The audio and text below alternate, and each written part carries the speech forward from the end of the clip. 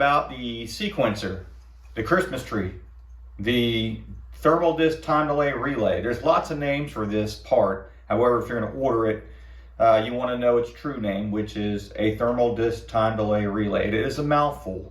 Most people understand sequencer. There's many types of sequencers out there.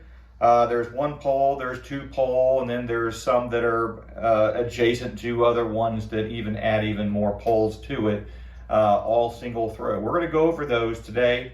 On the smart board, we're going to wire a motor up to it, a light bulb up to it, and we're going to talk about it at the Cantex box, so stay tuned.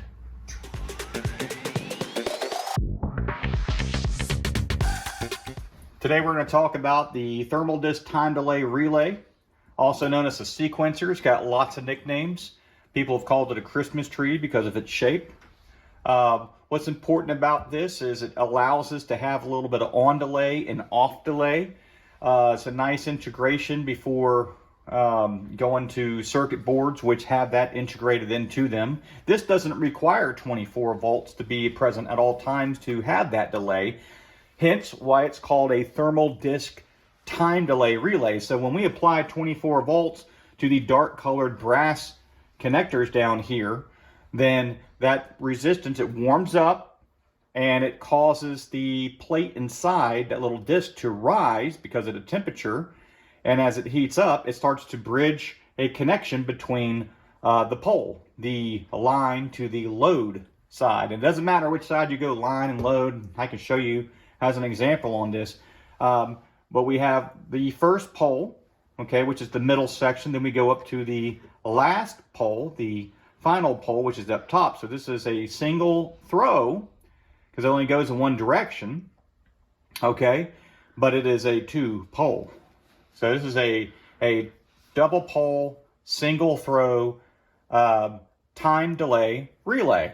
So it's very good. If we wanted to use this as a blower relay to control our blower, many manufacturers have done it. As an example, it's been used in Goodman for a very long time. What they were trying to do is get as much efficiency out of their evaporator coils as possible. If we can let that blower just kind of not come on immediately, then we can allow so much liquid refrigerant to flood the evaporator coil, making it nice and frosty cold. Then when that fan finally comes on within about 12 to 15 seconds or whatnot, it's more comfortable. So we're controlling comfort that way, and we're getting that scientifically by dropping humidity. So we're collecting more moisture on that coil, right in that beginning process. Same thinking was done when it was shutting off. It had to cool down before it would open up. So I'm going to show you how that works. There's no diagram on this that tells you if it's if you're on the contact side or the coil side, so I'm going to show you how to tell the difference there. Another reason why I like these, if you can remember, you always have a dark colored brass connector, which is the low voltage side. Pretty much, if you can remember that, it's kind of hard to mess it up. We have a live L1, L2 like you have in the field. It's 220.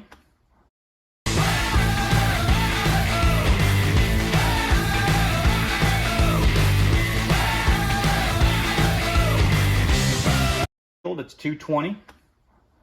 We have a T1, T2, which is the load side. Our goal is to try to get L1 and L2 up here to T1 and T2 so our load can operate. This load is just a 120 volt light bulb. However, in the Cantex box, we have transformers and contactors, so you'll hear a clicking noise.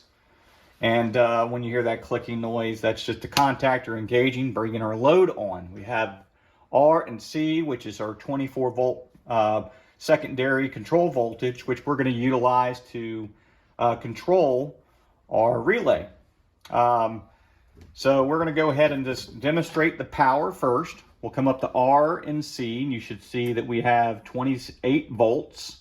And then we'll come over to L1 and L2, which you should see we have 243 volts. Obviously, T1 and T2 is going to have absolutely nothing, no matter what the combination, because we don't have a full 2 legs of power. I'm going to go ahead and demonstrate the light coming on first without a relay. We're going to go ahead and run L2 up to T2. And then we're going to wire L1 up to T1, and you'll notice that when I do this, you'll hear a clicking noise. That's the contactor making that noise inside the box. And as long as we have both legs of power present, then the load will energize. So what we're going to do is we're going to go ahead and run one of these legs of power through our relay. So I'm going to go ahead and just take the T1 side. And we have 2 poles here, so I'm going to demonstrate this on both poles. We're going to go to the middle pole, okay, which is the first pole. And tell you what, I'm going to do this a little bit differently. Get picky on my colors. I'm going to go ahead and take yellow, and since I'm not breaking anything, and I only have 1 yellow, we're just going to leave it like that. There's 1 leg complete. Then I'll take my 2 black wires and we'll break those across the relay. So here's L1. We'll come over to our first pole. We'll come out of our first pole.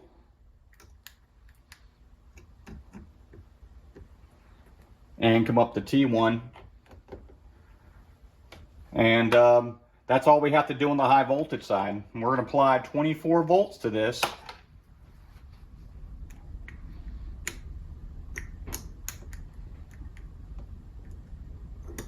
Trying to get a good connection. I have to be careful because there's live power here.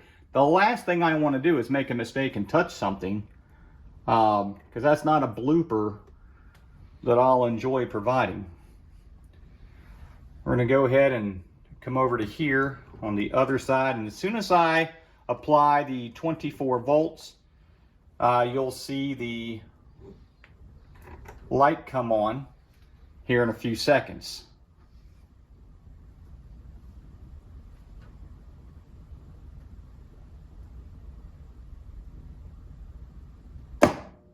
And as you see, that took a while. That's why it's called thermal disc. The disc had to warm up. Now, here's what's cool about it. If that coil was nice and frosty cold, you saw how we got a little bit more comfort when that blower first came on, if this is being utilized in theory as our blower. Now, when we lose the G call, because we're going to be wiring it up for a fan motor, blower motor, it still runs. Matter of fact, let's go ahead and remove all these low voltage wires. It is still running. That thermal disc has to cool down. It has to cool down. And so it's slowly cooling down, and once it cools down to a point, it'll break contact and the load will lose 1 leg of power and it can't run. And there we go. And so we're going to demonstrate that again, but we're going to do it on the top pole. Okay. And now we don't make across this way. We actually make across the entire relay.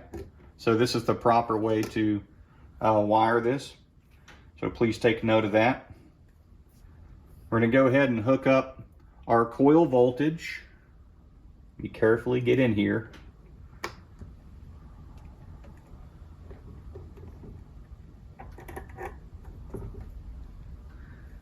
It's one of the harder relays to do with live power, and try not to brush your knuckles past one of these bolts that have a full leg of power on it. I'm going to come up here to red, and we'll let the relay warm up again. And it was a little bit quicker on that side. So now we're going to go ahead and remove the 24 volts. And as you can see, the relay is starting to cool down, and eventually it will turn itself off.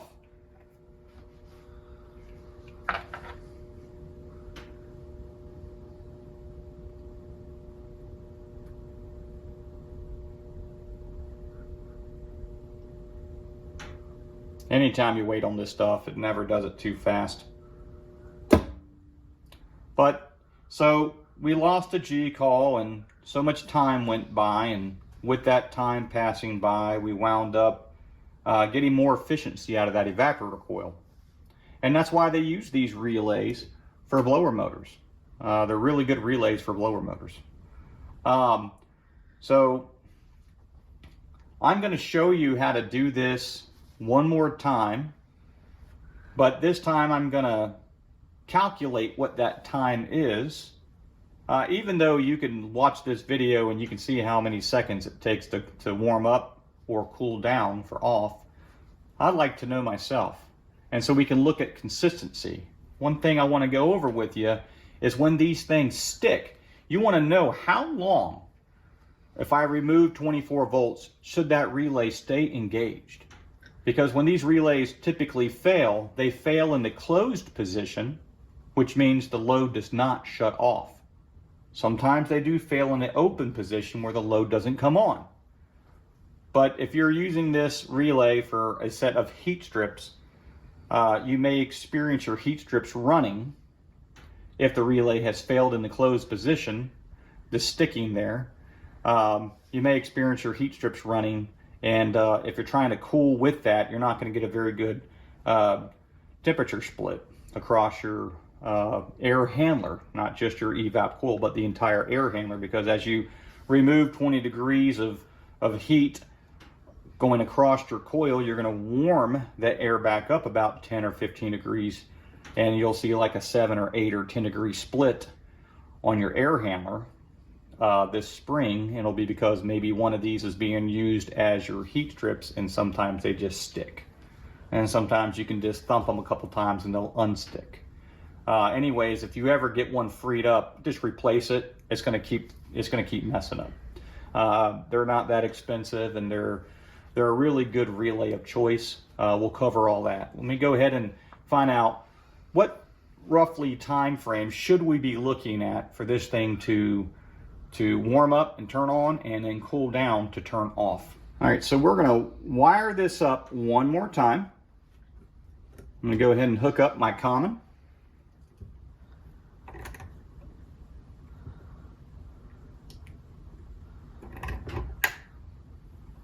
And then we're going to hook up the 24 volt side. And now I have my timer here. And the moment we connect this, I'm going to go ahead and hit start.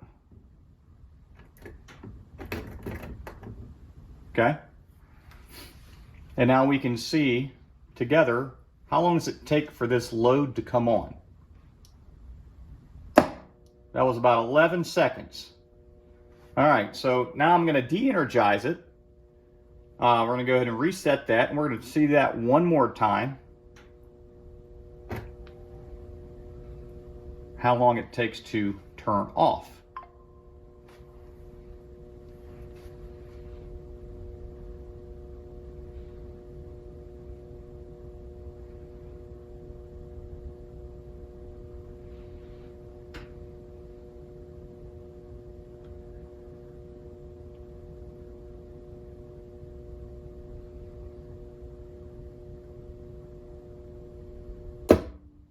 And there we go, 30 seconds off. So let's try the other pole, which is right below it. We're going to come down here to the middle pole.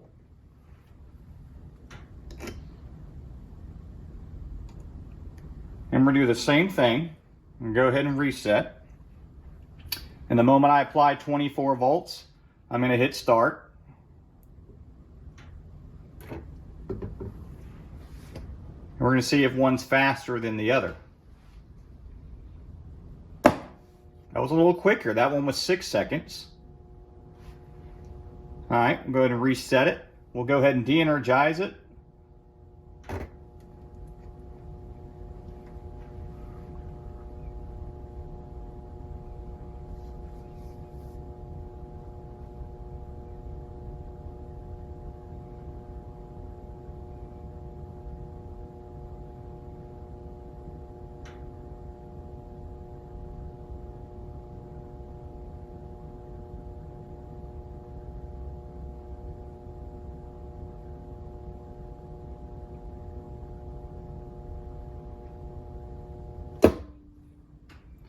And that was 32 seconds. We're going to try this one more time.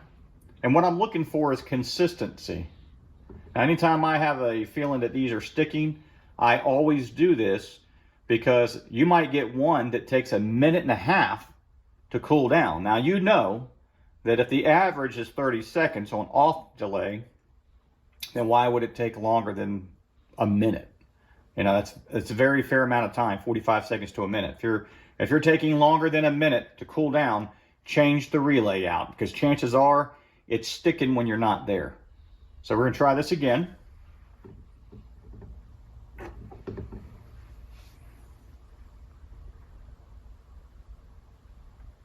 First time was 6 seconds. It looked like that was consistent. That was very consistent. Let's see if it's consistent with off time. Try it again. Oops. Let me reset that. And go. Do not buy new windows if you live in Maryland. Americans living in zip codes starting with 20 and 21 are being paid to switch to energy-efficient windows through the Maryland Home Window Replacement Program. And this is real. In case you're wondering why your gas bill is so high and keeps rising, the energy companies in Maryland are trying everything to scoop extra profits from the public. But the truth is slowly leaking out. As part of America's efforts to fight climate change, our government is practically paying homeowners to get new windows at no net cost to anyone who qualifies for this program. If you're currently talking to any window companies in the US, stop. Take this short 30-second quiz and see if you qualify for this home window replacement program. Do yourself a favor and take advantage of this crazy window opportunity before its budget is gone.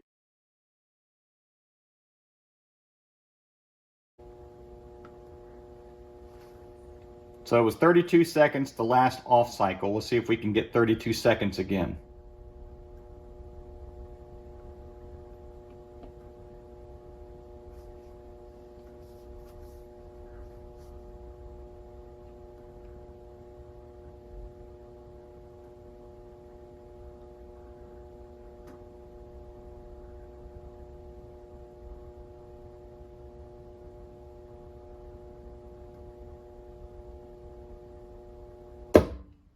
So as you can see, that was 38 seconds. So there's not a whole lot of consistency there.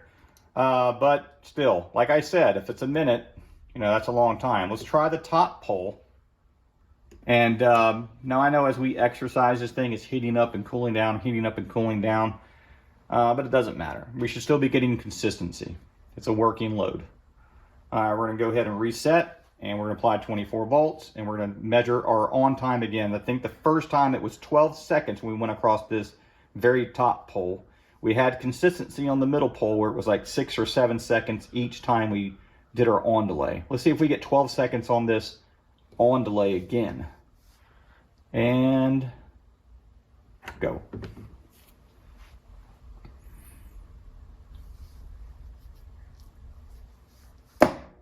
Seven seconds. So it was 5 seconds faster. Seems like 7 seconds is now the on time. The very first time it took 12 seconds, or the first time that we actually recorded it. And so now we're going to release power, and I'm going to see if it takes 30 seconds to drop this out. And go.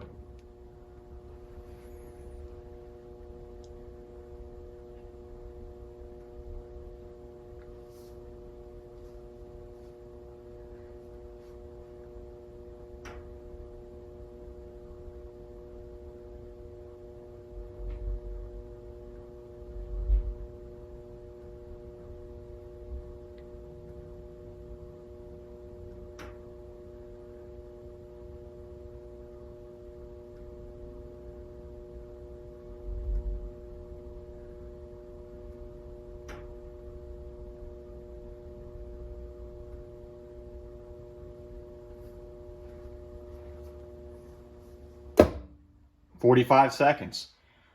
So, like I said, if you had one that was taking you more than a minute, replace it. I can almost feel the warmth on this relay. It's not hot, but I can almost feel the warmth on it. So that could also be it's taking longer for that area to cool down. There's a lot of heat trapped in there. And so maybe if it's off for a while, maybe its off time is really 30 seconds. But I can still get a lot of efficiency out of this thing. This is a really good relay. I'm going to go ahead and show you how I can tell if I have Matter of fact, let's just look and look what power would be. Let's just say I had 24 volts here, even though we all know that there's not 24 volts down here because we're not hooked up, because here's the other end of it. But let's say we did have 24 volts and the load wasn't happening. Is it a bad relay? Is the relay not making? Or is it a bad load? Because there's no ampacity, so is the load getting voltage? So how we would do that is we'll measure across the points. And if you notice, I have a measurement of L1 plus L2. So I know the relay is open because I'm reading 243 volts of electricity. Now, if you notice, when we apply 24 volts, we're going to wait about 7 seconds, I think. The relay should energize. There we go. That's about 7 seconds. At least it feels like it. Now, if we wanted to see what the power supply is, down here we read our 242. Up here, we read our 242. But if we look across here, we read 0 because it's the same leg of power. We can't read a difference on L1 to L1 because it's still L1. But if we were to remove power, and let's just say the relay's stuck in a closed position and the load won't shut off. You go to your relay. Hey, I'm reading 0 volts across it. Yeah, that's why my load's running. And as we know, 45 seconds of this, it'll shut off. And then I'll show you how we have L1 and L2 across there. And I'll explain why we have L1 plus L2. How do we go from 0 volts? I'm going to leave it there. How do we go from 0 volts to 242 volts? How does that happen? Come on, relay.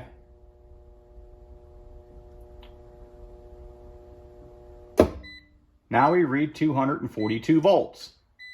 If we look here, we have the black wire, which is L1 up to this point, right? But if we look over here, the yellow wire, we have L2 over to here. Well, through the load, I'm getting L2. So if I wanted to see voltage, for example, between L1 and L2, I have 242. Between T1 and T2, I have 0. Right? And if I wanted to see what my voltage is between T1 and here, it's going to be 0. 0. 0. 240. 240. That tells me that just really confirms that my relay is open. And there's nothing wrong with my load. Because if my load had a bad winding and the winding was open, then I would not be getting L2 here. So I have L1 plus L2 at this present time. So let's go ahead and take all these wires off. And what we're going to do is I'm going to show you the resistance. And I'm going to show you how I can tell if I have contact or coil. Now, like I said earlier, if you look, there's discolored terminals here. They're brass, and that's always going to be your coil side. If you just remember that, you're good. Let's see what we will have here if we come over to continuity. There's the ringtone with no numbers because there's no resistance. Just a ringtone. So we're looking for a ringtone. So this relay is open here and it's open here. It's a good relay so far. That's how I would test this relay. Okay, the relay's not stuck closed. Relay's not stuck closed. And then if I came over to here, down at the bottom, I should read numbers. And I'm reading 47.6. And now, so I know that the resistance a little higher on this. Once it warms up, it'll make contact. So now what I'm going to do is I'm going to take these two wires here, and I'm going to apply 24 volts to the bottom of this time delay relay. And I'm going to show you with contact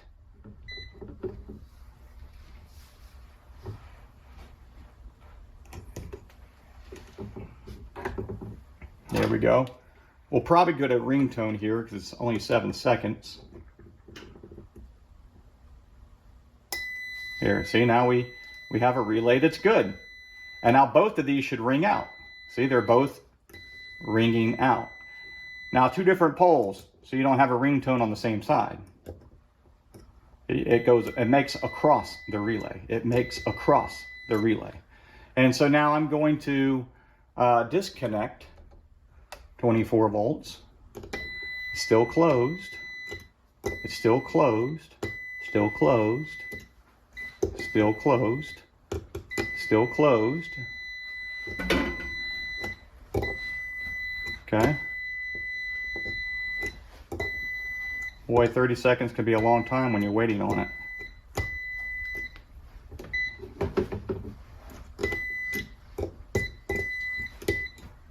One of these will always shut off before the other one.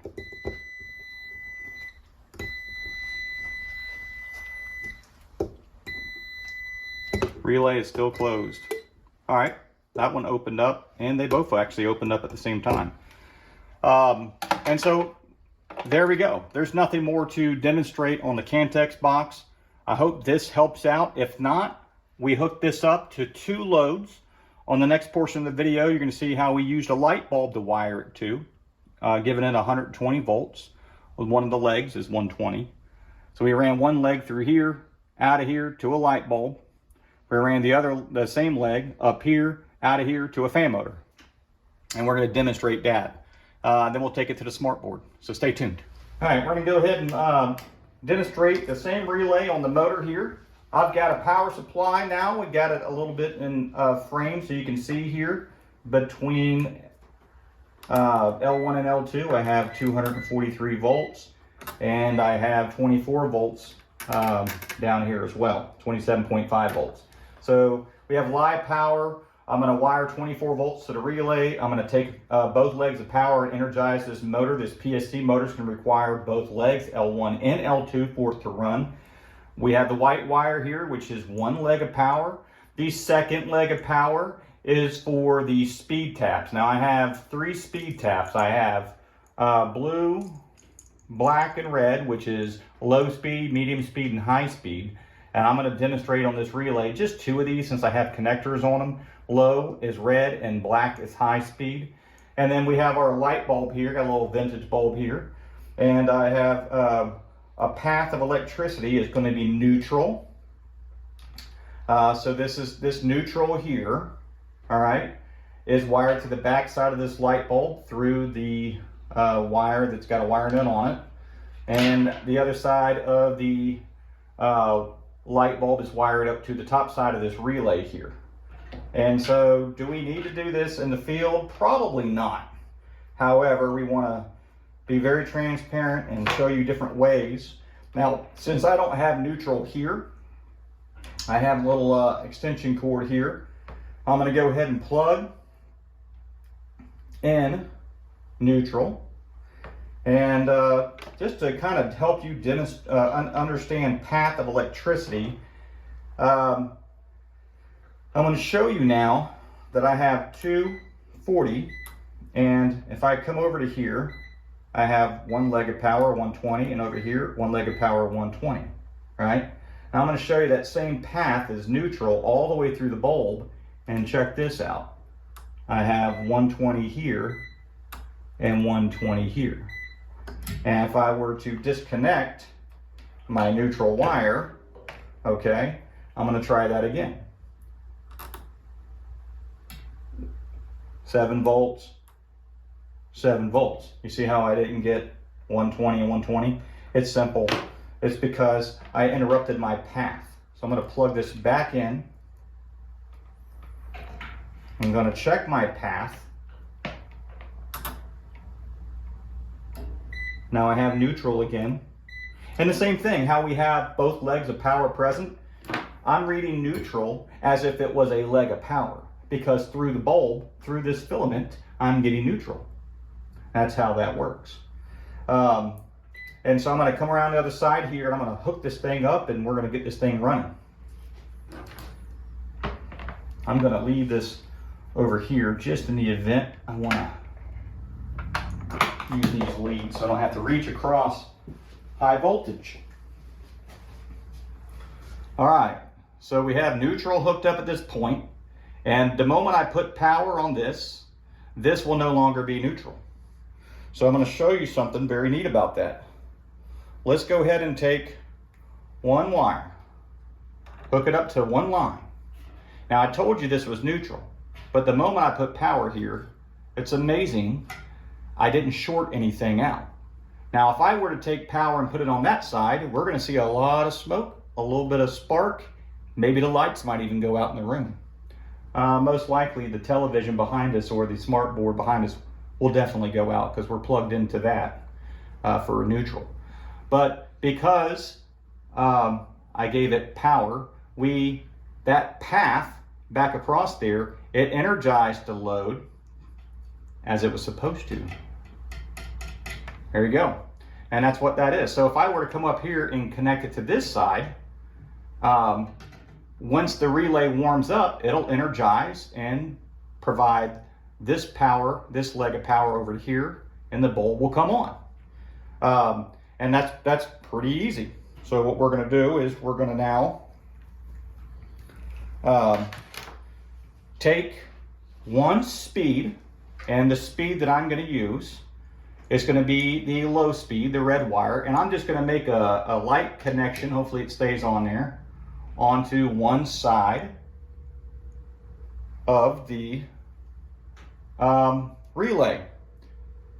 We're going to take the other leg of power. Let's go ahead and use the black wire. Now, a couple ways I can do this.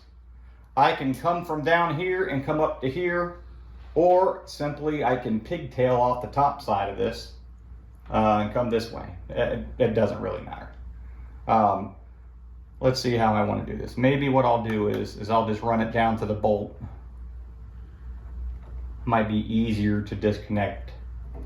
And so now we have our loads wired up, and that's one leg of power. The other leg of power is going to go right here. Okay? So we're going to go ahead and supply that leg of power.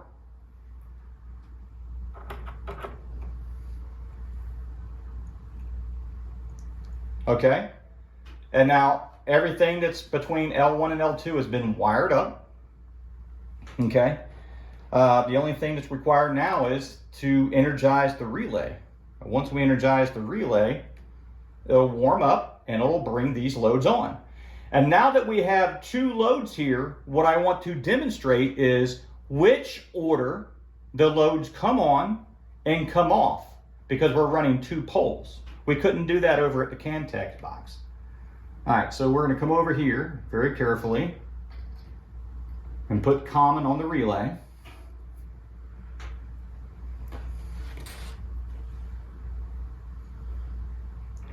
And the only thing it's missing is 24 volts. And at this point in time, it's warming up. I think it was about 7 or 8 seconds or so that it needs.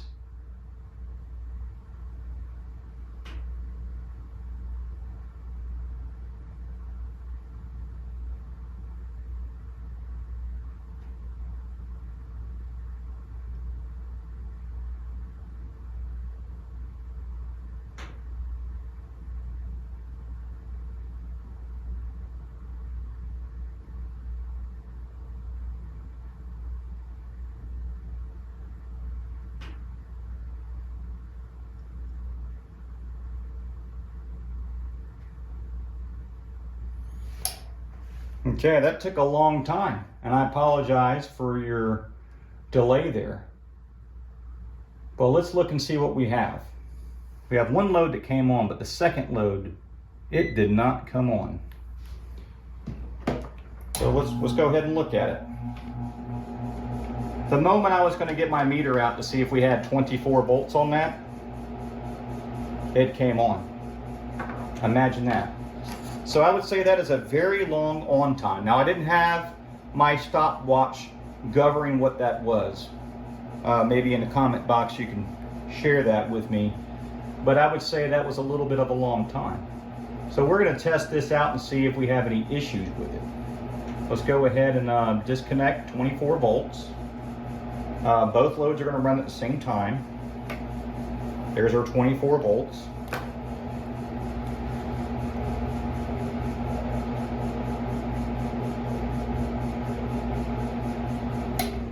Okay, the fan motor shut off first. And then the light bulb shut off. Okay, so a little bit of delay time there. So let's go ahead and try this one more time. And I know we just warmed the relay up, and this is the first time this relay's had a little bit of action. So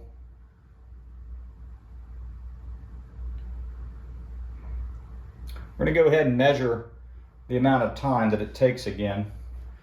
Let's see if, just because it's a brand new one out of the box,